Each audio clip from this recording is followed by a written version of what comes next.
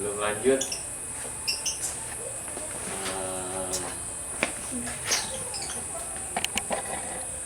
Tujuan pernikahan apa?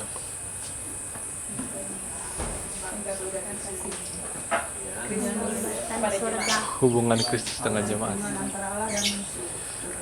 Menggambarkan hubungan Kristus. Itu yang harus diingat itu, ya.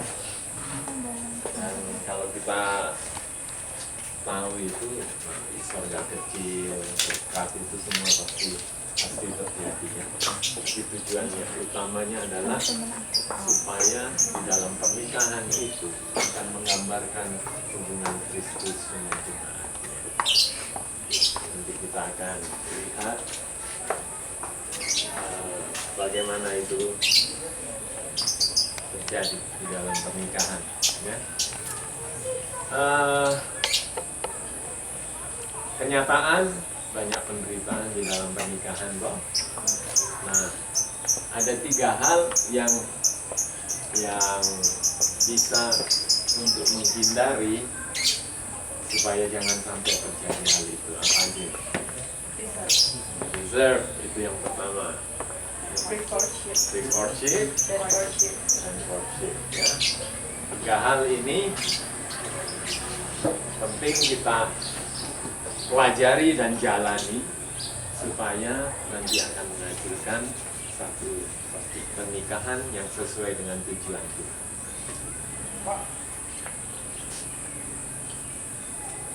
Nah, ini bagian yang kedua dari menghindari penderitaan dalam pernikahan. Ya. Pre-courtship itu berarti saya tahu toh prabayar, jadi bayar sebelumnya gitu ya. Pre-courtship ya yang sebelumnya, saat sebelum pacaran kan gitu ya, saat sebelum pacaran. Nah, sebelum kita maksud apa saja yang diperlukan saat sebelum pacaran, kita harus tahu dulu definisi dari courtship atau pacaran, ya. Pacaran, courtship beda dengan dating, ya. Dating, pacaran juga bahasa Indonesianya, ya, tapi berbeda, ya. Courtship, dating. Tapi kalau courtship, Wikipedia, berarti ini umum, ya, menyatakan bahwa courtship adalah periode di mana pasangan yang menjalin hubungan itu, hubungan mereka itu adalah satu hubungan sebelum yang mendahului pertunangan dan pernikahan. Ya. Jadi courtship itu awalnya dari pertunangan dan pernikahan, atau membentuk kesepakatan hubungan, ya, kesepakatan hubungan yang lebih langgeng gitu, ya. Jadi itu tujuan courtship. Jadi kalau lihat definisi saja, courtship pasti tujuannya ke sana. Tapi sekarang masalahnya banyak orang pacaran tanpa tujuan, ya. Jadi kalau belum bermaksud menikah jangan pacaran, itu intinya, ya loh. Kalau berteman saja, ya, berteman saja, jangan pacaran. Kalau belum mikir untuk menikah, stop, jangan pacaran, ya. Nah, courtship itu untuk saling mengenal satu sama lain, oke? Dan courtship itu informal dan pribadi, ya, itu bersifat pribadi, atau juga public announce, jadi diumumkan di publik bahwa kami courtship, gitu ya. Dan juga melibatkan persetujuan dari keluarga, ya. Dan ini yang penting, male actively court female, bukan kebalik, ya. Ya, ingat baik-baik ini. Male actively court female. Jadi yang aktif itu pria, bukan wanita. Wanita itu enak, tinggal tunggu aja, nggak usah repot-repot ya. Kalau belum ada yang datang, berarti belum kehendak Tuhan. Wanita tinggal berdoa saja, menunggu. Ya. Nah itu memang itulah apa namanya kehendak Tuhan ya. Pria yang aktif. Oke? Ini baru definisi umum ya. Sudah kelihatan artinya. Nah, kalau di dalam Wikipedia bahasa Indonesia, pacaran adalah proses perkenalan antara dua insan manusia yang biasanya berada dalam rangkaian pencarian kecocokan untuk apa? Untuk pernikahan. Jadi kalau nggak untuk pernikahan sudah jangan pacaran. Ya. Kalau pacaran tanpa tujuan pernikahan berarti untuk apa? Ya kan? Itu bukan pacaran. Hanya untuk main-main kali ya. Nah, ini lebih biblical, ya, lebih alkitabiah. Courtship adalah hubungan antara pria dan wanita di mana mereka mencari untuk memutuskan apakah itu kehendak Tuhan bagi mereka untuk menikah satu sama lain. Ya. Jadi courtship itu bagi kita orang Kristen untuk mencari apakah memang kehendak Tuhan kita menikah, untuk mencari tahu. Okay. Courtship adalah pilihan untuk menghindari godaan, ya, dan mengalami berkat dari kesucian dunia. Itu courtship.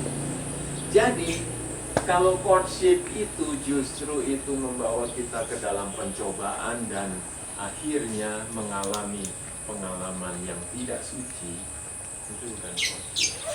Ya, bukan courtship. Mungkin itu dating. Ya, tapi bagi kita orang Kristen, anak-anak Tuhan, no dating. Yang Tuhan mau courtship untuk tujuan menikah, mencari tahu apakah kehendak Tuhan, saling mengenal satu sama lain. Nanti kita lihat lebih dalam mengenai courtship ya. Nah itu. Jadi dari definisi-definisi itu akhirnya ya kita ambil definisi yang lebih lengkap, suatu hubungan khusus yang serius, ya. Jadi nggak main-main. Asal suka sama suka, udah, ya.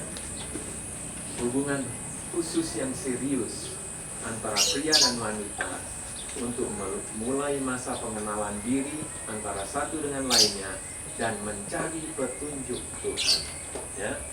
Apakah Dia berkenan dan menuntun mereka memasuki suatu pernikahan kudus dan menjalani kehidupan lembaga. Oke, jelas ya? Nah, kesalah pengertian mengenai pacaran. Hubungan cinta kasih ditandai dengan adanya aktivitas seksual atau percumbuan. Ini kesalah pengertian. Ya. Tradisi seperti ini dipraktekkan oleh orang-orang yang tidak memahami makna kehormatan diri perempuan, ya, merendahkan perempuan. Jadi sebetulnya gampangnya begini, kalau kalian wanita lah ya, kalau kenal pria dan pria itu maunya ke arah begini, lebih baik stop. Lebih baik dia hanya mau untuk dirinya sendiri, tidak menghormati wanita. Jadi wanita harus tegas, berarti bukan pilihan Tuhan. Sudah, ya. Tradisi seperti ini dipengaruhi oleh media massa. Nah, itu. Ya. Jadi gambaran mengenai pacaran ini sudah sudah sama sekali rusak. Makanya kita perlu untuk memperbaiki hal ini. Ada reformasi mengenai hal ini. Masa pacaran sebagaimana diadakan orang pada zaman ini adalah satu rencana penipuan dan kepura-puraan, hipokrisi. Dengan mana musuh segala jiwa mempunyai lebih banyak pengaruh daripada Tuhan. Gaya pacaran sekarang ini yang lebih involved itu setan daripada Tuhan. Nah, itu. Ini sudah ditulis oleh hamba Tuhan Ellen White sudah lama. Buku Amanat kepada Orang Muda. Ya. Pada zaman itu sudah, apalagi sekarang. Ya kan? Makanya kita perlu ada reformasi. Nah, dengan demikian kita melihat step untuk menuju pernikahan. Pertama harus diawali dengan pre-courtship. Pre-courtship ini kita untuk kita sendiri. Apa saja yang perlu kita ketahui. Nah, kalau kita sudah mengerti mengenai hal ini, kita bisa masuk kepada courtship. Kemudian pernikahan, membentuk rumah tangga. Sudah ya? Kita sudah tahu. Nah, pre-courtship dan courtship sama. Tujuannya adalah untuk membangun rumah tangga. Nah ini, pre-courtship gaya Hollywood. Bagaimana kalau Hollywood pre-courtshipnya? Welcome.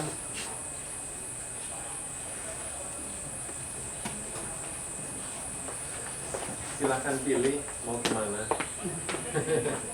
Ya, silakan. Ya, pre-courtship gaya Hollywood.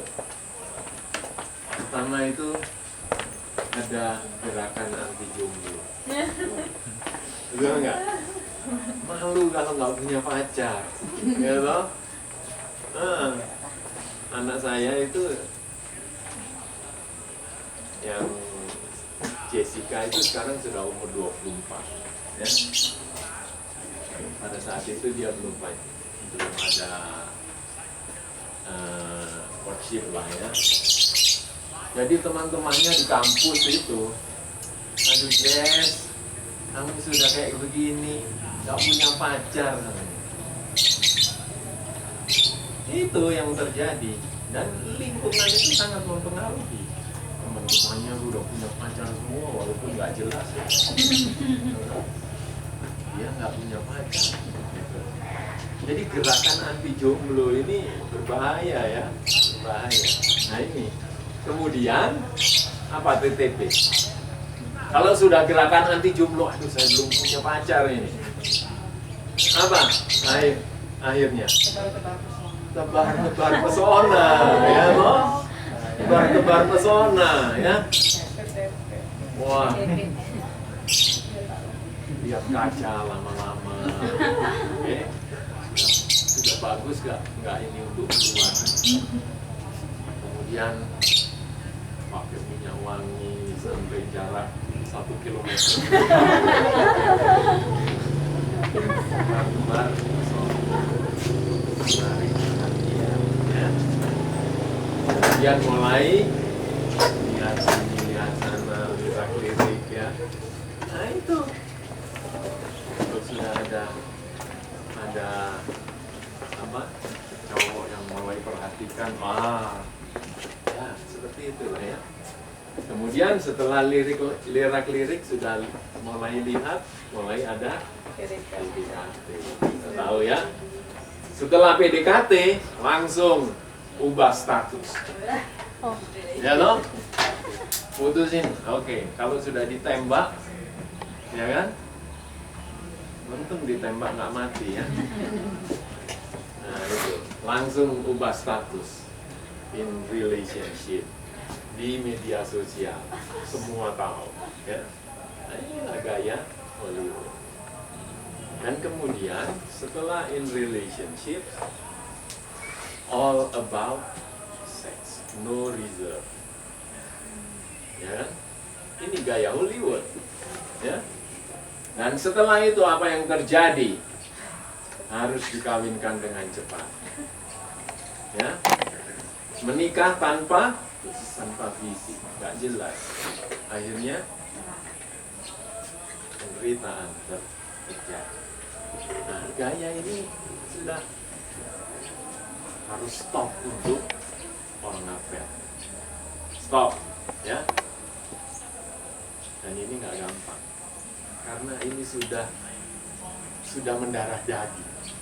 Ya, gaya ini sudah mendarah daging. Oleh sebab itu, apa yang perlu diperhatikan saat periode pre-courtship, sebelum kita mau melangkah untuk pacaran, ini dulu. Apa saja yang perlu diperhatikan? Ya. Nah, dalam periode pre-courtship ini, kita perlu mengumpulkan sebanyak mungkin prinsip-prinsip. Apa prinsip-prinsipnya? Ya. Kumpulin sebanyak mungkin. Karena prinsip itu yang nanti akan mengatur perilaku kita. Ya, apa yang akan kita lakukan. Jadi prinsip-prinsip ini perlu digali sebanyak-banyaknya. Karena dari prinsip inilah maka tindakan akan terjadi. Ya, makanya perlu prinsipnya dulu. Jadi periode pre-courtship adalah periode di mana kita harus tahu prinsip-prinsip untuk pacaran itu apa saja. Nah, inilah yang akan kita lihat pada pagi hari ini. Ya. Dan kita sungguh bersyukur, orang Kristen ini sungguh bersyukur karena selain Alkitab, Tuhan memberikan juga roh nubuat. Waktu di roh nubuat ini banyak banget nasihatnya, ya. Nasihatnya sangat banyak untuk menjaga orang-orang muda dari kehancuran. Karena Tuhan mengasihi kita, ya. Nah, ini yang akan kita lihat prinsip-prinsip ini. Nah, saya akan berikan beberapa saja. Tapi kalian harus gali terus, ya, gali lebih banyak, ya, prinsip-prinsipnya ini. Nah, prinsip yang pertama, dan ini adalah prinsip yang utama, yang harus benar-benar dipegang betul, nggak boleh enggak. Ini yang pertama, ya. Apa itu? Libatkan Tuhan. Ini prinsip pertama. Jangan pernah kita mau melangkah kepada pacaran tanpa melibatkan Tuhan. Apa nasihatnya? Orang Kristen yang tulus hati tidak akan meneruskan niatnya menikah tanpa mengetahui bahwa Allah berkenan terhadap tindakannya itu. Ia tidak mau memilih untuk dirinya sendiri, dia akan merasa bahwa Allah harus memilih. Enak kan? Kalau Tuhan yang pilihin, nggak mungkin nggak benar gitu, ya kan? Tapi masalahnya ini seringkali kita yang memilih bagi diri kita sendiri.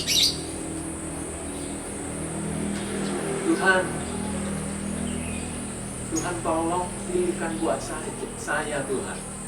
Tapi kalau boleh Tuhan si A itu, kita yang pilih itu, bukan Tuhan yang pilih, betul? Ya. Jadi bagi orang Kristen yang tulus katanya dia nggak merasa aman kalau dia pilih sendiri. Makanya dia ingin Tuhan yang memilihkan buat dia. Jadi pertama libatkan Tuhan. Dikatakan cinta itu murni dan suci, tetapi nafsu umumnya adalah sesuatu yang sangat berbeda. Sementara cinta yang murni melibatkan Allah dalam rencananya. Cinta yang tulus, murni, dia akan melibatkan Tuhan di dalam rencana dia. Ya, nggak mau berencana sendiri. Tapi kalau didorong oleh nafsu, maka akan keras kepala, tergesa-gesa, nggak masuk akal. Orang yang lihat, kok bisa sih sama dia? Kadang-kadang begitu kan? Tapi kalau dikasih tahu, nggak mau dengar. Ya, melawan segala jenis pengendalian diri dan akan menjadi pilihannya dan berhalanya. Jadi pacaran itu atau temannya itu jadi berhalanya. Hari-hari yang dipikirkan cuma itu. Nggak ada lagi Kristus di dalam pikirannya. Ya? Nah ini. Jadi pertama, prinsip yang pertama melibatkan Tuhan. Nah, bagaimana melibatkan Tuhan? Tidak hanya sekedar berdoa, Tuhan tolong kasih aku pasangan. Melibatkan Tuhan itu berarti bahwa apa sih yang Tuhan mau? Iya kan? Pelajari semua nasihat-nasihat mengenai hal ini. Itu berarti melibatkan Tuhan. Kalau nggak sesuai dengan apa yang Tuhan mau, itu berarti bukan. Ya. Jadi melibatkan Tuhan itu tidak hanya kita berdoa 1-2 bulan berdoa minta pasangan hidup, ya, atau mendoakan seseorang yang kita sudah mulai tertarik, mendoakan dia, tapi kita harus melihat. Makanya perlu pre-worship itu untuk melihat apa prinsip-prinsip yang Tuhan berikan. Kalau sesuai dengan prinsip-prinsip itu cocok, baru kita maju. Ya, nah, nanti cara majunya juga ada ya. Makanya ini kita mau yang memang praktis supaya kita tahu bagaimana. Ya. Prinsip yang kedua, sebenarnya banyak ini ya. Nanti di filenya itu banyak. Nanti saya kasih filenya, ada nasihat-nasihatnya banyak. Tapi saya karena waktu kita ambil sedikit-sedikit ya. Nanti pelajari sendiri. Prinsip yang kedua, ini. Kalau kita sudah sudah mau melangkah kepada pacaran, kita harus ingat persetujuan orang tua. Ya, mari kita lihat nasihatnya. Kita baca sama-sama yuk. 1, 2, 3. Salah satu kesalahan yang paling besar yang berhubungan dengan masalah ini ialah bahwa orang-orang muda dan orang-orang yang belum pengalaman, cinta kasih mereka sama sekali tidak boleh dicampuri. Kalau ada satu pokok persoalan yang perlu dipandang dari berbagai segi, ialah masalah perkawinan. Kemudian bantuan dari pengalaman orang lain serta pertimbangan yang tenang dan teliti dari kedua belah pihak adalah perlu secara positif.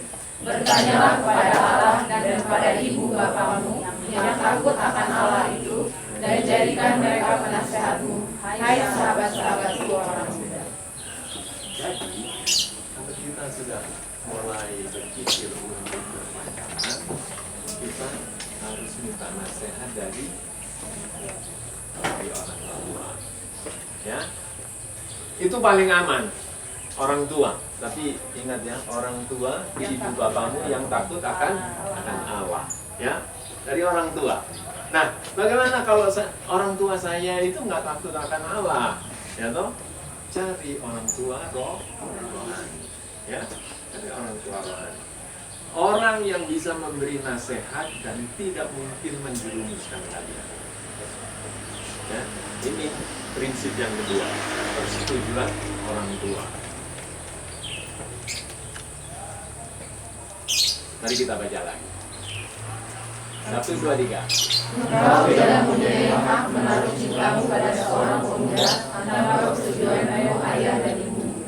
Engkau adalah seorang anak dan bagimu memberikan pilihan pada seorang pemuda tanpa pengetahuan dan persetujuan penuh ayahmu melakukan dia. Ini bagian dari menghormati. Ya, jadi kalau kita mau ingat ya tadi male actively court female, ya. Jadi kalau pria-pria ini sudah mulai tertarik dengan seorang wanita, katakan ya, ngomong dulu sama orang tua. Tapi ingat, berdoa dulu ya. Cari tahu terus bicara sama orang tua. Maaf Pak, Mama kenal nggak dia ini? Gimana menurut Papa? Minta nasihat dari ya. Itu bagian dari menghormati orang tua. Ya. Nah, seringkali yang terjadi adalah tembak dulu.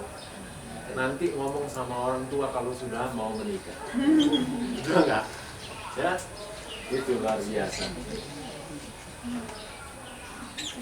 Ya, ini intinya mencari nasihat dan persetujuan dari orang tua. Banyak ini ya, bisa kita lihat di sini.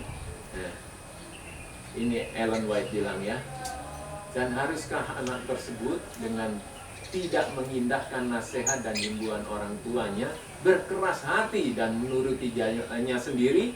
Saya menjawab dengan tegas, no. Ya.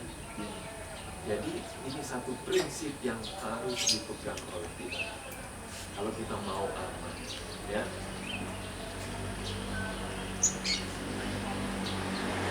Nah, kemudian, ya, ini satu hal lagi. Seorang pemuda, jadi pria-pria ini, kalau mengadakan pergaulan kepada seorang pemudi setelah mengikat persahabatannya tanpa diketahui ibu dan bapak gadis itu, ia bukan rahasia. Kalau kita maju bersahabat dengan seorang wanita tanpa diketahui oleh orang tua dari wanita itu, dikatakan kita bertindak seperti bukan orang Kristen katanya, ya. Dan dikatakan sebagai pencuri.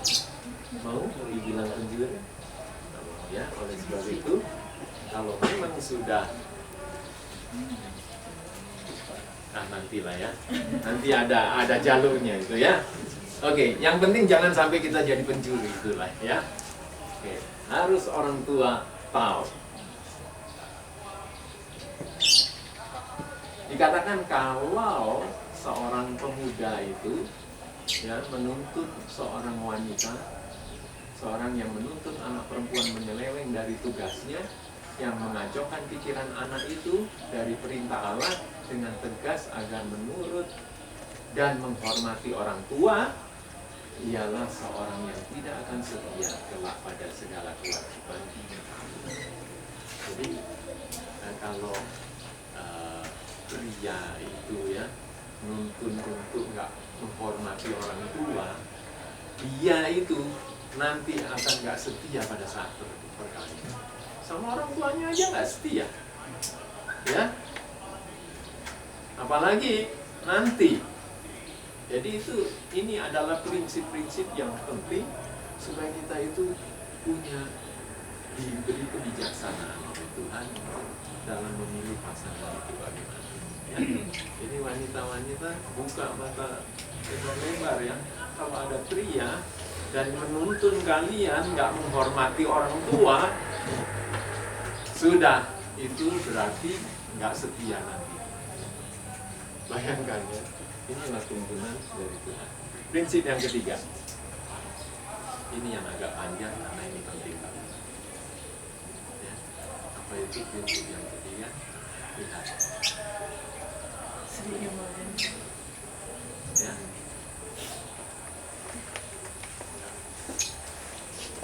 Kita baca Alkitab kita.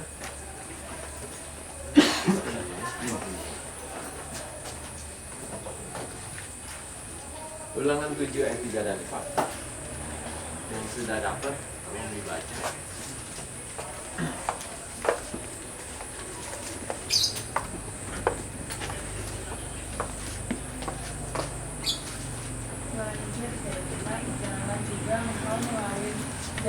Janganlah juga engkau kawin mengawin dengan dasar.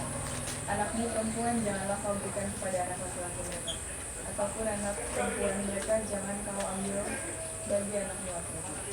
Sebab mereka akan membuat anakmu laki-laki menyimpang daripadaku, sehingga mereka berpada Allah lain. Maka murka Tuhan akan bangkit terhadap kamu dan Dia akan membinasakan engkau dengan tangan. Jelas sekali ya. Ini antara anak keluarga Israel dengan keluarga kafir. Katanya jangan ambil anak mereka karena akan membawa kamu menyimpang dari Tuhan. Ya. Ulangan 22 ayat 10. Ulangan 22 ayat 10. Jangan engkau membajak dengan lembu dan keledai bersama-sama. Nah, bisa membajak lembu dengan keledai sama-sama? Tidak. Lembu gede, keledai kecil. Bajak sama-sama nggak jalan. Ya kan? Nah, kita langsung ke 2 Korintus 6 ayat 14. 2 Korintus 6 ayat 14.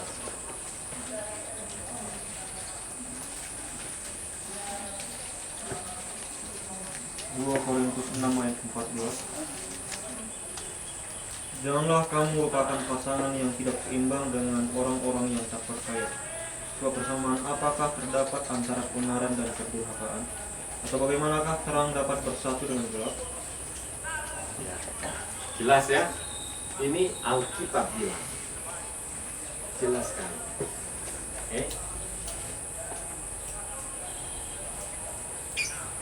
Satu kali anak saya, makanya ini beratnya jadi orang luar ya. Anak saya dekat-dekat dengan temannya kuliah yang nggak seimbang. Saya sedih banget. Karena saya tahu bahwa itu bukan kehendak Tuhan, sudah jelas. Ya kan? Kita doain terus setiap hari, bicara. Dia datang.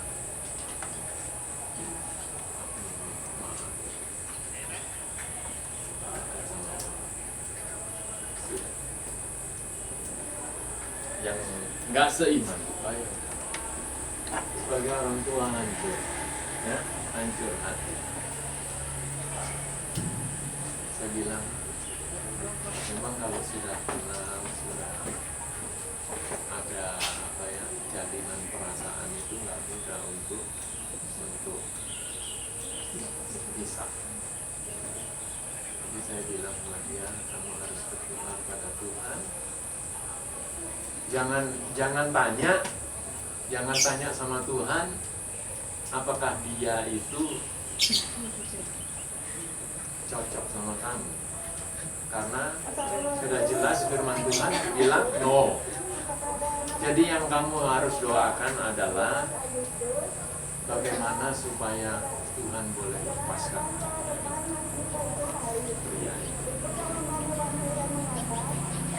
Berat, sedih ya.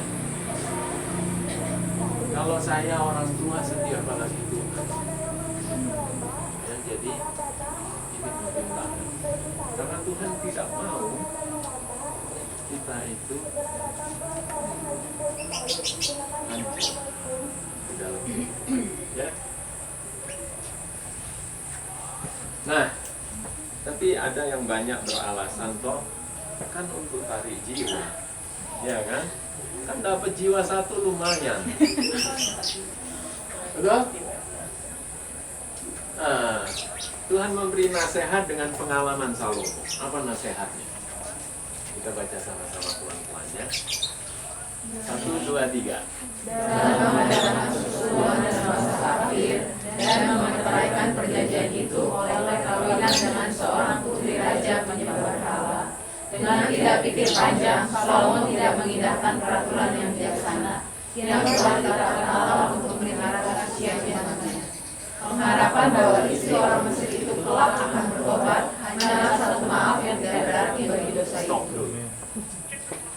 Apa dikatakan? Pengharapan bahwa istri orang Mesir itu akan bertobat itu hanyalah maaf yang tidak berarti bagiku setelah itu.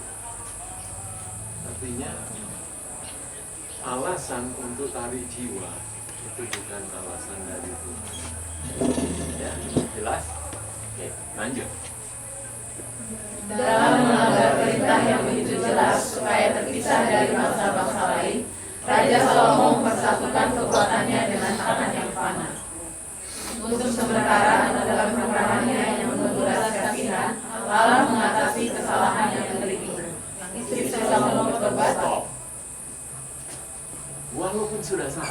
Tuhan itu nggak tinggalkan. Ya, Tuhan nggak tinggalkan. Kemurahan Tuhan itu tetap ada, ya, untuk mengatasi kesalahan yang ngeri itu. Dan apa yang terjadi? Istri Salomo bertobat.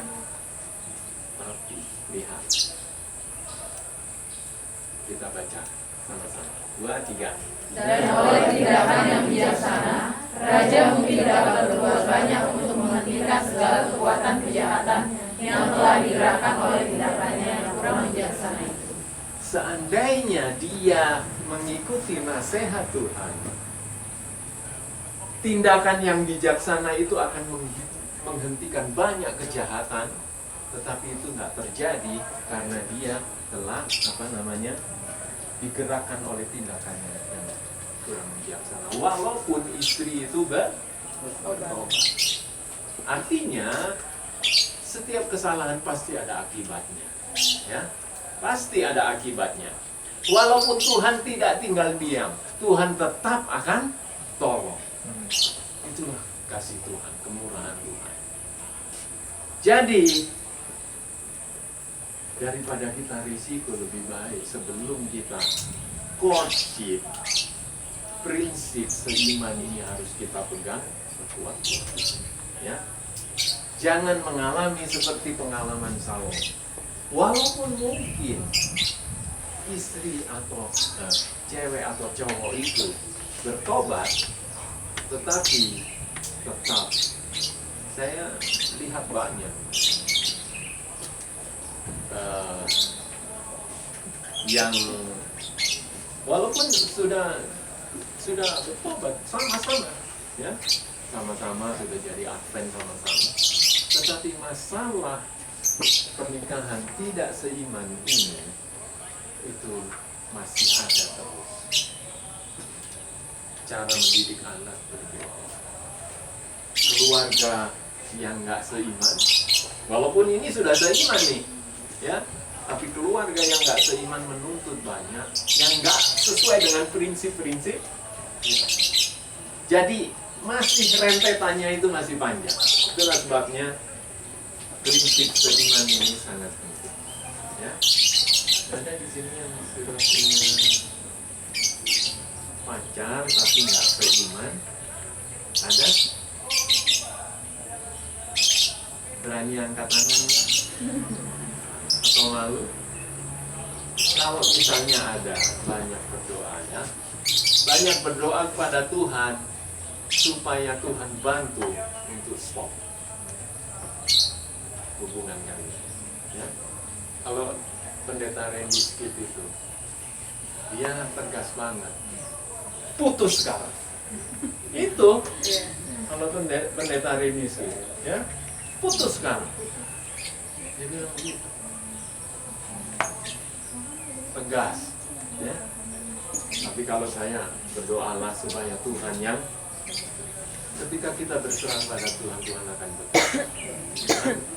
Ketika kita sadar, kita mau, karena memang nggak gampang untuk putus, sudah terikat, ya, hatinya sudah terikat, apalagi gayanya gaya Hollywood, ya toh, perasaannya ini sudah seperti apa ya, seperti perangko, sudah susah. Hanya Tuhan yang bisa lepaskan. Tapi ketika kita mau, Tuhan akan bantu. Ya, oke. Setan selalu berusaha untuk memperkuat kuasanya di atas umat Allah. Itu usaha setan, mencengkeram kalian, ya, dengan mempengaruhi mereka untuk bergabung dalam persekutuannya. Dan untuk menyempurnakan usaha ini, jadi tujuan setan adalah mencengkeram kita, supaya kita itu jadi bersama-sama di dalam persekutuannya. Nah, untuk memperkuat hal ini, apa usahanya? Untuk menyempurnakannya, dia berusaha keras untuk membangkitkan hasrat yang tidak disucikan dalam hati. Tapi Allah dalam firman-Nya dengan sederhana menginstruksikan umatnya untuk tidak mencampurkan diri mereka sendiri dengan mereka yang tidak memiliki kasihnya yang tinggal di dalam hati mereka. Yang tidak memiliki apa? Kasih Allah yang tinggal di dalam hati mereka. Tuhan tegas, ya. Dia yang beriman merasa lebih baik untuk, ini kalau beriman ya, dia yang beriman merasa lebih baik untuk tetap tidak menikah daripada menghubungkan tujuan hidupnya dengan seorang yang memilih dunia lebih daripada Yesus. Artinya dia akan merasa lebih baik jomblo daripada harus menikah dengan orang yang tidak ya. Dan yang akan membelokkan kita dari salib Kristus. Ya. Kalau sudah belok dari salib Kristus apa? Ya. Satu-satunya keselamatan hanya oleh Yesus. Kalau sudah belok dari sana, okay. Tetapi bahaya dari memberikan perasaan kepada mereka yang tidak seiman tidak disadari. Ini banyak yang dialami oleh orang muda, ya. Bahayanya, nah, nanti kan Tuhan akan tolong. Kayak Salomo kan ditolong, akhirnya bertobat kok. Nggak disadari, ya. Saya lebih banyak ini menekankan hal ini karena ini penting, ya. Karena ini pertaruhan antara hidup dan mati. Beratus-ratus orang telah mengorbankan Kristus dan surga sebagai akibat perkawinan dengan orang-orang yang tidak bertobat. Banyak, Pak. Ya. Dapatkah kasih dan persekutuan Kristus itu dinilai mereka terlalu kecil sehingga mereka lebih menyukai berteman kepada manusia yang panas? Ya. Jadi kalau kita itu bersekutu dengan orang yang menjalin hubungan dengan orang yang tidak beriman, itu sama dengan kita itu menilai persekutuan dengan Kristus itu kecil. Keras, ya? Apakah penghargaan kepada surga itu begitu sedikit sehingga mereka suka mengambil risiko kegemarannya untuk seorang yang tidak cinta terhadap juru selamat yang indah itu?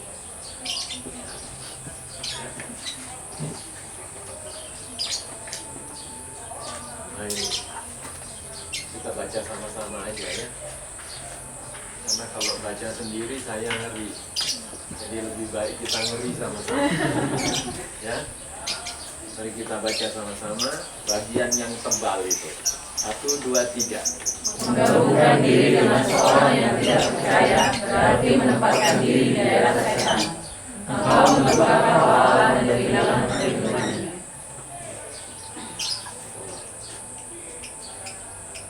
Kalau kita berhubungan dengan orang yang tidak beriman, kita sedang berada di mana? Di daerahnya setan. Engkau membuat Roh Kudus dan lepas dari perlindungan Tuhan. Risikonya. Menggabungkan dengan seorang yang tidak percaya, seorang yang tidak beriman.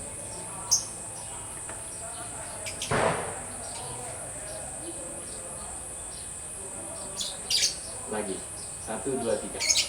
Satu dari bahaya kesesaran yang dilakukan Tuhan hari ini adalah berhubungan dengan mereka yang tidak bertuhan, khususnya dalam menyatukan diri mereka dengan menikahi yang tidak seiman atau tidak percaya. Unbeliever, ya. Sekarang pertanyaannya, siapa unbeliever? Ya, siapa itu unbeliever? Ingat, tegas sekali. Pernikahan di antara orang yang tidak seiman dilarang oleh Allah. Ya, siapa orang yang tidak seiman? Ya kan? Harus tahu. Karena sama-sama Advent bisa saja nggak seiman. Betul? Lupa. Seiman itu beda sama seagama. Ya kan? Nah, siapa orang yang unbeliever itu siapa? Nah, ini luar biasa Tuhan ini memberikan definisi kepada kita ya, supaya kita itu boleh belajar. Mari kita baca sama-sama. Saudaraku, sampai hadirkah engkau menyampaikan petunjuk yang jelas dan tegas ini? Sebagai anak Allah, subjek dari kerajaan Kristus yang dibeli oleh darahnya, bagaimana bisa engkau menjalin hubungan dengan seseorang yang tidak mengakui kepemilikannya, yang tidak dikendalikan oleh rohnya? Perintah yang saya telah kutip bukanlah perkataan manusia, namun Allah. Meskipun pendamping kebirahannya memiliki semua hal lain yang layak, yang sebenarnya tidak, tetapi dia belum menerima kebenaran masa kini. Dia bukanlah seorang beriman, dan engkau dalam surga untuk menyatukan diri dengan dia, ya. Dilarang untuk menyatukan diri dengan dia. Nah, sekarang pertanyaan saya adalah, siapa seorang yang tidak beriman? Menurut kutipan ini, dia yang belum menerima kebenaran masa kini. Dia yang belum menerima kebenaran masa kini, walaupun dia Advent, itu seorang yang tidak beriman. Ya.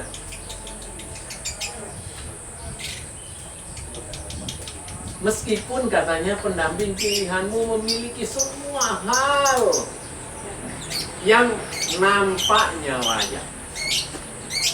Semuanya, waduh, dilihat dari segala segi cocok.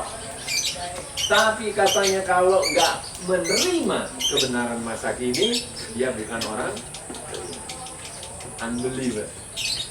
Ya, sekarang pertanyaannya, apa itu kebenaran masa kini? Nah, ini keduanya tidak bisa dibersatukan. Kalau satu percaya kebenaran masa kini, yang satu nggak bisa dibersatukan, ya. Jadi apa itu kebenaran masa kini? Apakah kebenaran masa kini? Mari kita baca sama-sama. Biarlah semua orang yang mau bekerjasama dengan Allah bersatu dalam memberitakan kebenaran masa kini, kebenaran malaikat. Apa itu kebenaran masa kini?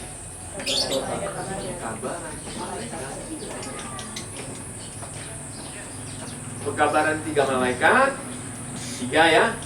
Tapi secara spesifik, hamba Tuhan Ellen White mengatakan bahwa kebenaran masa kini itu adalah pekabaran malaikat ketiga. Pekabaran malaikat ketiga. Ya, kita nggak bisa bahas panjang di sini ya, waktunya nggak ada dan memang bukan tema kita membahas ini. Tetapi yang jelas adalah kebenaran masa kini itu adalah pekabaran malaikat ketiga. Ya. Kenapa kok perlu percaya atau menerima kebenaran masa kini? Kenapa? Lihat, 2, 3. Tujuan Allah dalam memberikan pekabaran malaikat ketiga kepada dunia adalah untuk mempersiapkan satu umat untuk berdiri benar bagi Dia selama masa dan pemeriksaan. Kalau dikatakan berdiri benar pada masa penghakiman pemeriksaan, berarti dia orang yang bagaimana? Berdiri benar. Apa artinya berdiri benar? Beriman? Ya, pasti beriman. Berdiri benar artinya bahwa memang orang benar hidup oleh iman. Berdiri benar itu berarti hidup tanpa dosa. Ya kan? Kalau ada dosa kan nggak benar. Betul nggak? Kalau berdiri benar, hidup tanpa dosa. Betul? Jadi, dari sini kita bisa melihat bahwa present truth atau kebenaran masa kini itu apabila kita terima, itu akan membawa kita untuk hidup benar, hidup tanpa dosa. Nah sekarang, kalau seandainya pria atau wanita itu tidak mau menerima kebenaran masa kini, tidak mau menerima pekabaran malaikat ketiga, itu berarti, makanya dikatakan dia bukan orang beriman. Karena tidak mungkin dia akan berdiri hidup benar pada akhirnya nanti. Bisa kita nyatu dengan mereka? Akhirnya kebenaran itu akan menceraikan kita. Betul? Makanya sangat perlu seiman itu artinya adalah menerima kebenaran masa kini. Jadi sekarang kita perlu untuk hidup di dalam kebenaran masa kini. Hidup oleh iman. Orang benar hidup oleh iman, bukan oleh usaha kita, bukan oleh perbuatan kita, tetapi oleh karena Allah yang bekerja di dalam hidup kita. Ya. Jadi apa pekabaran malaikat ketiga itu? Jelaskan. 2, 3. Beberapa orang telah menulis surat kepada saya. Apakah pekabaran tentang pembenaran orang iman itu adalah pekabaran malaikat ketiga? Dan saya sudah menjawabnya. Itulah pekabaran malaikat ketiga yang sebenarnya. Jadi pekabaran malaikat ketiga itu apa? Pembenaran oleh iman. Di luar pembenaran oleh iman itu adalah pembenaran diri. Ya, pembenaran diri. Dan seseorang yang benar, pembenaran diri, benar oleh usahanya sendiri, itu bukan orang beriman. Betul? Pembenaran oleh iman. Nah, kemudian apa itu pembenaran oleh iman? Mari kita baca 2, 3. Apakah pembenaran oleh iman itu adalah pekerjaan Allah dalam menguburkan kemuliaan manusia di dalam tanah dan mengerjakannya bagi manusia apa yang tidak dapat dilakukannya sendiri. Apa itu pembenaran oleh iman? Menguburkan kemuliaan manusia ke dalam debu. Siapa yang menguburkan? Allah. Ya, pekerjaan Allah itu. Kalau kita sendiri nggak mau kan dikubur ego kita, kemuliaan kita dikubur di dalam debu, itu nggak mau kan? Siapa namanya?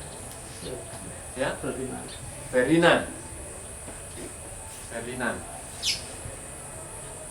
Kalau seandainya saya bilang apa ya? Saya takut tersinggung.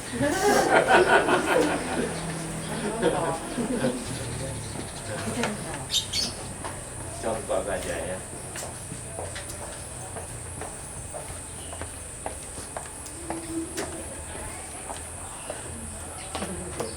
Apa ya? Mau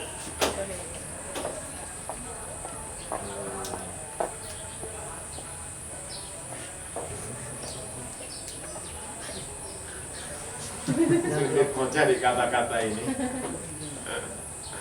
Apa kata-kata yang ya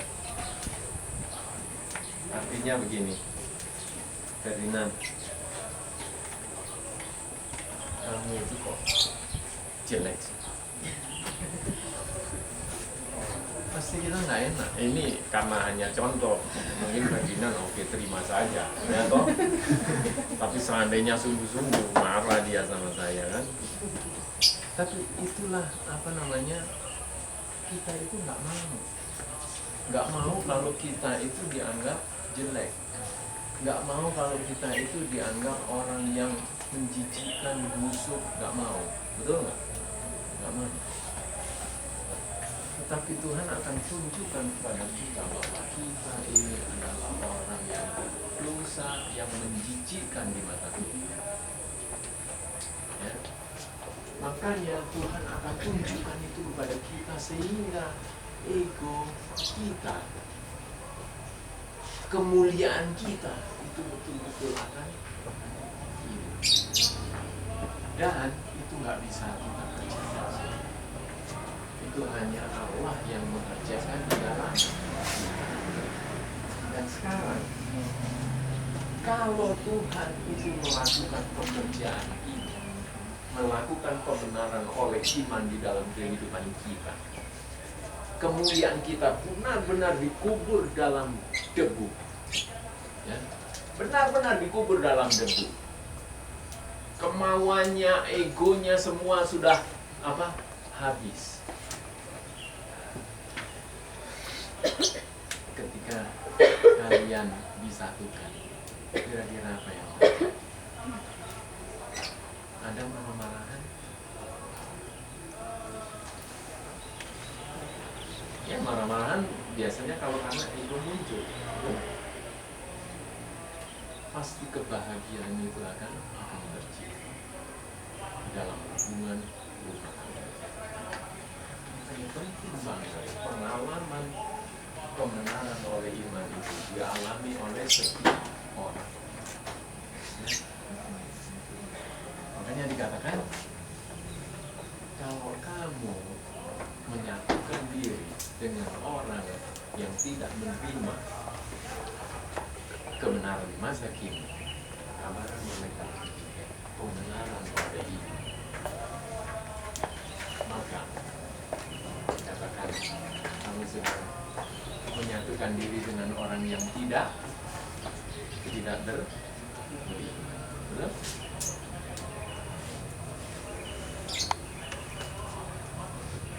Kita bisa bicara banyak soal ini, ya. Tapi bisa menangkap maksudnya. Makanya kalau kita mau bahagia di dalam hidup ini, kalau kita mau damai, seperti yang Yesus janjikan, aku akan memberikan damai sejahtera, beda dengan apa yang diberikan dunia ini, kita perlu mengalami kebenaran oleh iman, kabar malaikat ketiga. Kemuliaan kita dikubur dalam debu. Kalau sudah dikubur dalam debu, egonya mati, mau dibilang apa? Sejelek apapun mau dibilang, kita akan merasa, kamu bilang aku tai, aku lebih jelek dari tai. Mau marah, gak bisa marah, betul nggak? Ya, bener nggak? Nah itulah, makanya akan ada damai di dalam hidup kita. Kita mau dikata-katain apa aja, mau dijelek-jelekin gimana, kita akan terima karena kita tahu bahwa kita lebih jelek dari yang dia katakan. Betul? Itu hanya bisa dikerjakan oleh Allah. Karena apa? Karena fokus kita hanya kepada Kristus, melihat siapa Kristus dibandingkan dengan saya yang nggak ada baiknya saya. Makanya orang mau menghina, mau meludahi, mau mencaci, no problem, itulah Yesus. Makanya Yesus nggak terganggu. Dia dikata-katain, dia diludahin, dia tetap Tuhan maksudnya mereka. Mereka nggak mau apa yang mereka sabar. Oke? Itu prinsip yang penting. Boleh apa namanya? Boleh kita itu nggak lupa sedikit yang lain, tapi ini nggak boleh lupa. Ya? Okay. Prinsip yang keempat, jangan terburu-buru. Ya, pikirkan baik-baik. Jika orang bermaksud menikah, tidak menginginkan kesengsaraan, bayangan kemalangan sesudah menikah, mereka memikirkan soal itu dengan sungguh-sungguh dan tekun. Ya, jadi tidak terburu-buru, pikirkan baik-baik. Prinsip yang pertama tadi apa? Melibatkan Tuhan. Yang kedua, yang ketiga, keimanan. Yang keempat, jangan terburu-buru. Pikir baik-baik. Nah ini nasihatnya banyak ya. Nasihatnya banyak sekali. Nah untuk memikirkan baik-baik itu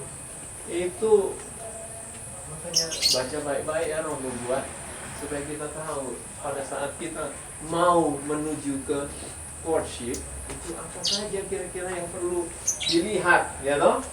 Nah ini, dapatkah dia wanita itu menghormati pernyataan juru selamat? Apakah dia bermalas-malasan? Apakah suka meremehkan hal-hal yang suci dan sebagainya? Ya, tidak insaf akan tugas dan kewajiban. Itu semua harus dilihat. Ya, lihat semua, pikirkan baik-baik. Apakah pengaruhnya itu akan memuliakan dan menghaluskan dia? Pikirkan semua, ya, pikirkan itu. Pelajari tabiatnya. Apakah dia seorang yang sabar, bersungguh-sungguh? Apakah dia tidak peduli kepada ibu bapak? Lihat semua itu, ya. Jadi jangan terburu-buru, pikirkan baik-baik, gitu, ya. Nah, apakah dia seorang yang tahu berhemat atau hanya pecinta penampilan? Ngaca terus, selfie terus, ya. Nah, gitu ya. Jadi pikirkan baik-baik. Yang kelima, prinsip yang kelima, perasaan bukanlah pemimpin. Ya, cinta yang benar bukanlah nafsu besar, menyala-nyala dan darah mendidih. Nah, itu berkobar-kobar sampai nggak bisa mikir baik-baik lagi. Ya kan, kalau perasaan yang memimpin nggak bisa, buta jadinya, ya, buta. Jadi cinta yang benar itu dia akan tenang, kalem, nggak terburu-buru. Ya. Cinta adalah suatu pemberian yang indah yang kita terima dari Yesus. Ya, itu pemberian. Ya. Cinta kasih yang sejati dan suci bukanlah suatu perasaan, melainkan suatu prinsip. Jadi kalau nggak cocok dengan prinsip, stop. Nah itu. Tapi kalau didorong oleh perasaan, aku sudah mabuk kepayang, prinsip-prinsip ini hilang semua. Ya, ditabrak semua prinsipnya. Makanya cinta yang sejati bukan perasaan yang menuntun, tapi prinsip. Prinsip yang menuntun perasaan itu. Jangan sampai karena bingung dengan prinsip sudah gak punya perasaan lagi akhirnya. Perasaan tetap perlu, tetapi bukan perasaan yang memimpin. Ya. Ingat kemarin mengenai Rontalum dengan dopamin. Kalau dopamin itu yang terus mengganggu, akhirnya ini rusak. Kalau ini rusak, yang nuntun hanya perasaan. Prinsip sudah hilang semua. Betul? Makanya bahaya banget yang kemarin itu toh. Ya. Mana tadi? Bertindaklah selalu dari prinsip, jangan pernah dari dorongan hati. Ya. Tapi tetap harus ada cinta kasih, karena itu pemberian dari Tuhan. Ya. Dikatakan kalau kamu menikahi seorang yang tidak kamu cintai, itu juga dosa. Ya, artinya Tuhan akan memberikan cinta itu, tapi cinta itu beda sama cinta yang dunia ini miliki. Oke? Prinsip yang keenam, cukup umur dan pengalaman. Ya, dengan hubungan yang terbentuk pada masa kanak-kanak, SMP, SD aja sekarang sudah mulai tertarik. SMP sudah mulai pacaran. Bayangkan zaman sekarang ini luar biasa ya. Apakah mungkin seorang SMP ini mereka pacaran dengan tujuan untuk menikah? Itu nggak masuk akal kan? Ya. Hubungan yang terbentuk pada masa kanak-kanak seringkali berakibat apa? Kesengsaraan dalam perkawinan atau dalam perceraian yang mendatangkan malu. Hubungan yang terlalu dini, apalagi kalau diadakan dengan tidak setahu orang tua, jarang sekali berakhir bahagia. Jadi pernikahan dini nggak direstui Tuhan ya. Pernikahan dini. Kasih sayang harus ditahan sampai waktunya tiba ketika usia dan pengalaman cukup. Ya, harus tahan dulu. Orang muda yang masih belum lewat belasan tahun, makanya saya kemarin tanya, siapa yang di bawah 20 dulu? Siapa yang di atas 20? Siapa yang sudah menikah? Ya, dikatakan orang muda yang masih belum lewat belasan tahun umurnya tidak dapat menimbang dengan baik tentang kecocokan seorang yang sama mudanya dengan dia untuk menjadi pemimpin hidup. Ya, jadi bersyukurlah yang sudah 20 tahun ke atas. Ya, sudah boleh pikir-pikir. Kalau yang belum, jangan pikir dulu. Ya, nasihat Tuhan. Oke.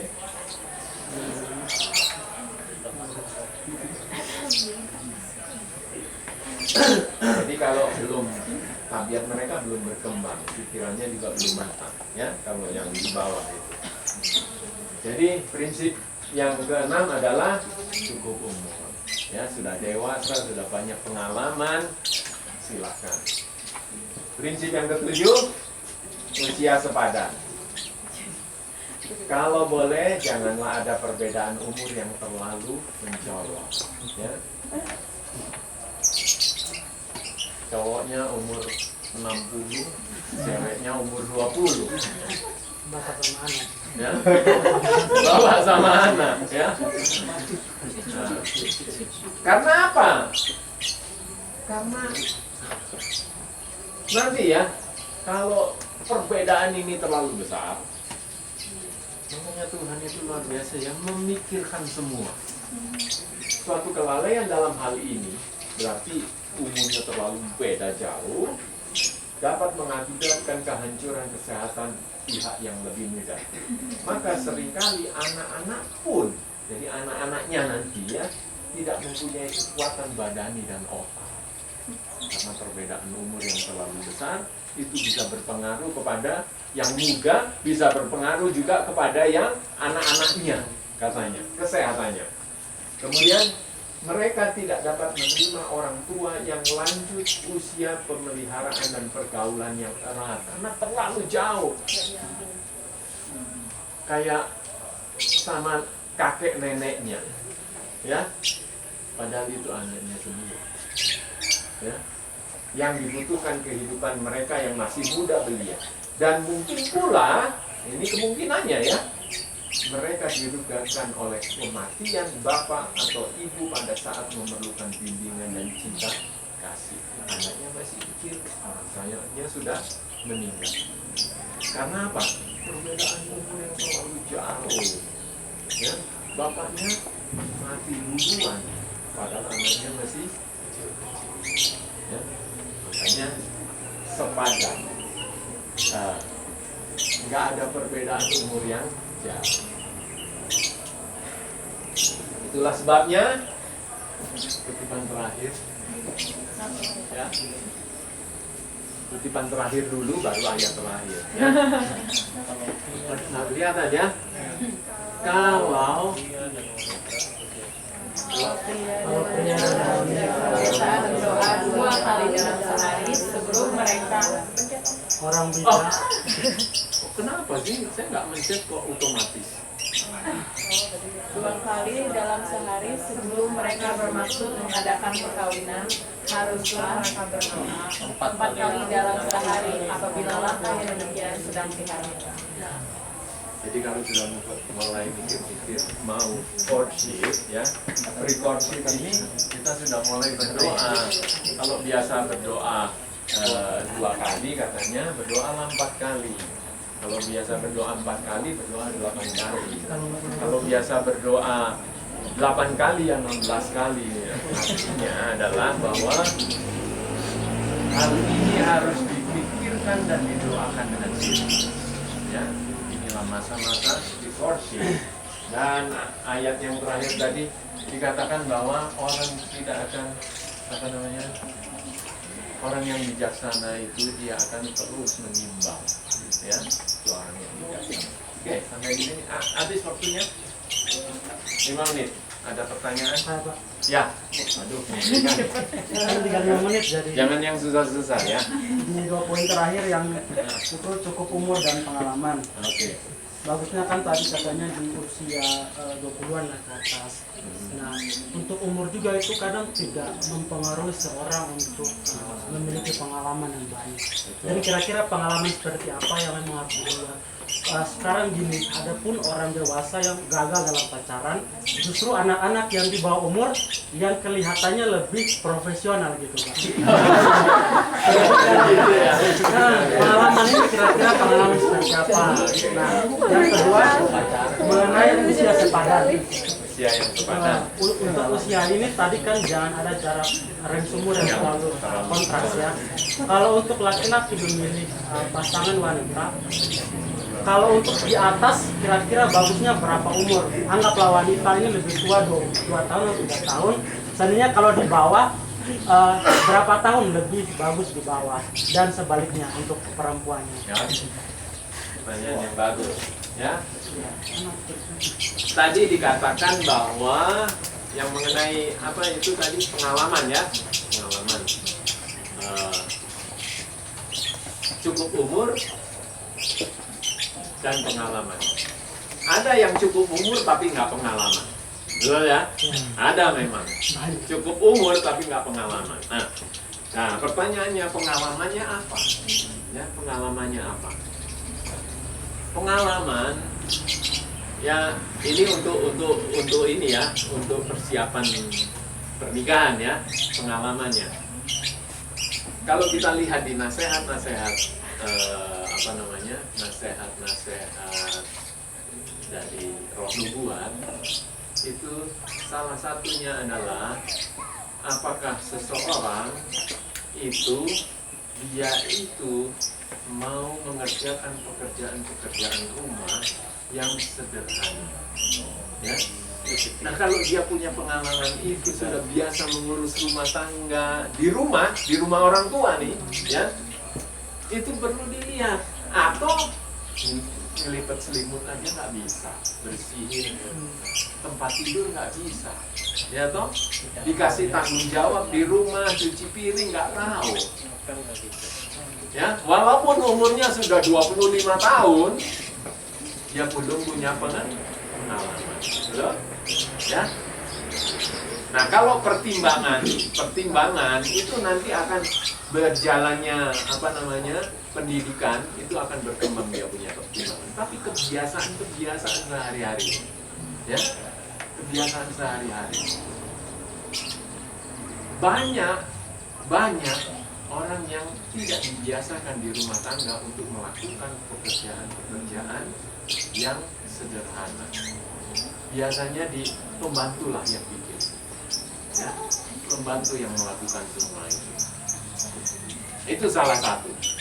Nah, nanti karena waktu kita nggak banyak ya, pelajari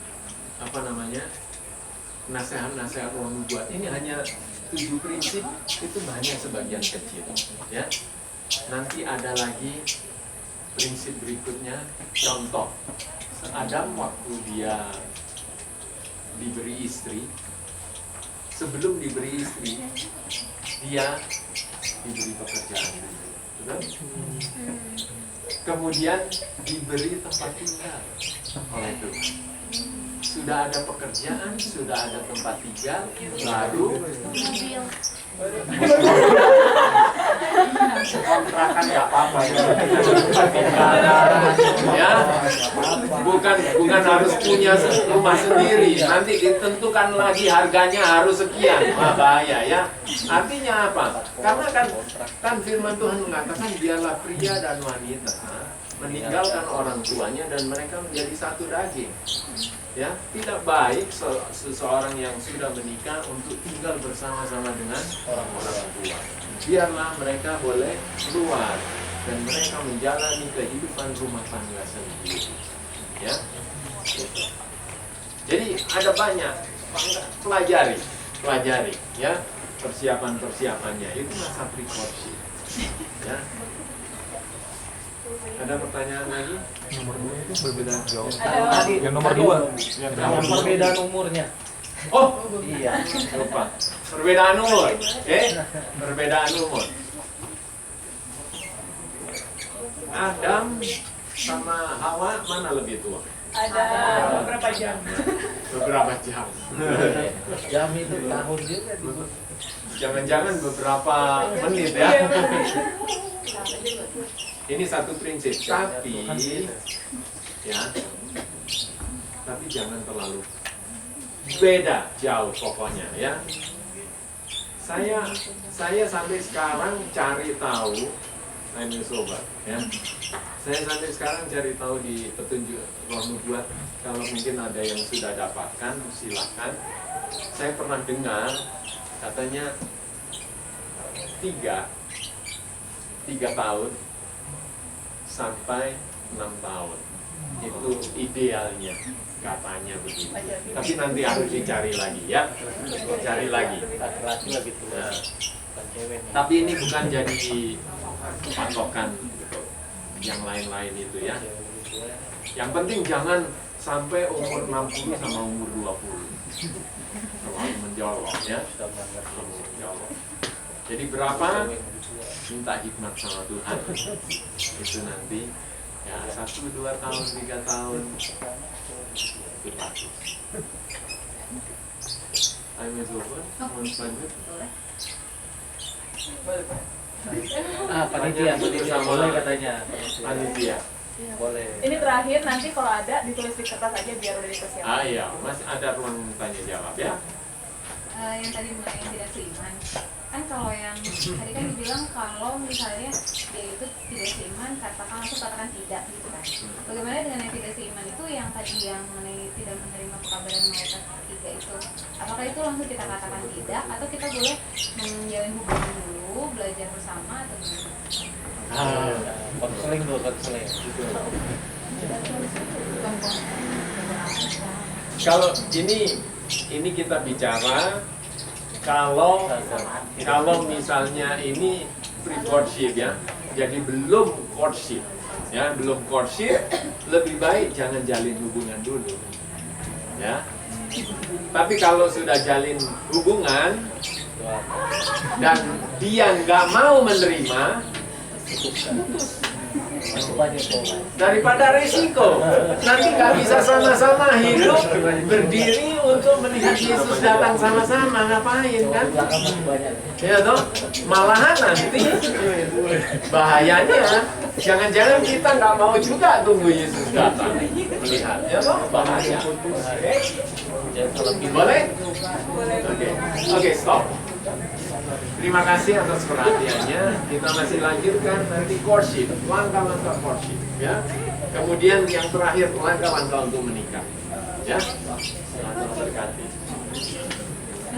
Untuk acara workshop kita, saya menggunakan media. Sama-sama berdiri berdoa. Bapak kami yang bertahan di surga, terima kasih Tuhan atas berkat-Mu sudah menyertai kami sepanjang masa pagi ini. Terima kasih untuk nasihat-nasihat yang baik Tuhan berikan dari Alkitab dan dari Tuhan. Tolong kami Tuhan supaya kami boleh berjalan di dalam kehendak Tuhan, supaya kami Tuhan berkenan akan memberikan rumah tangga yang akan memuliakan Tuhan dan doa kami Tuhan. Kita juga memohon Tuhan yang sudah menyampaikan Tuhan-Mu, supaya kami sepanjang acara kami berikutnya dan biarlah Tuhan mengajar kami bagaimana